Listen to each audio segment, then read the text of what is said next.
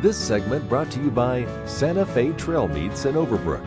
Let us help feed your family.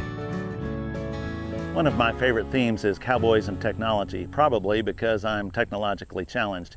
Even the simple cell phone can sometimes befuddle me, and it inspired me to write the following poem. It's called The Smartphone, Dumb and Dumber. They showed me a new smartphone down at the cell phone store. They said it could check email and take pictures and do more. It had so many features that I almost forget. You could get a bunch of apps and surf the internet.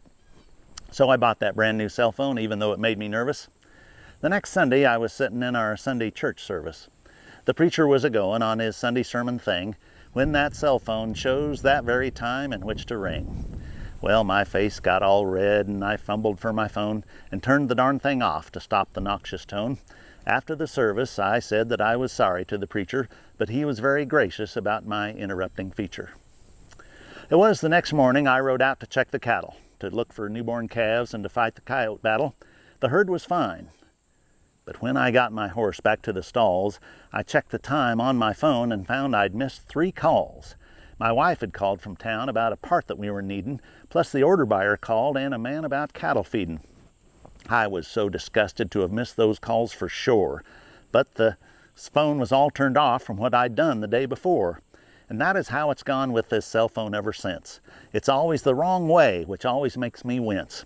How can it be that this is how it's always gone? When I want it on, it's off, and when I want it off, it's on. There must be something wrong with this phone, at least in part. I thought the dadgum salesman said this stupid phone was smart. I was cussing out this cell phone. I was really on a tear.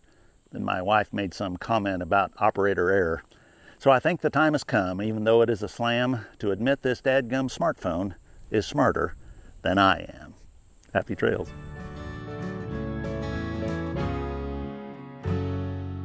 In 1821, a trade route was opened from Missouri in the United States across prairies and mountains to Mexico. In 2021, we will mark 200 years of epic conflicts and grand adventures, larger-than-life personalities, and sweeping landscapes. Join us on an historic journey. The Santa Fe Trail lives on. Find us on social media or santafetrail.org.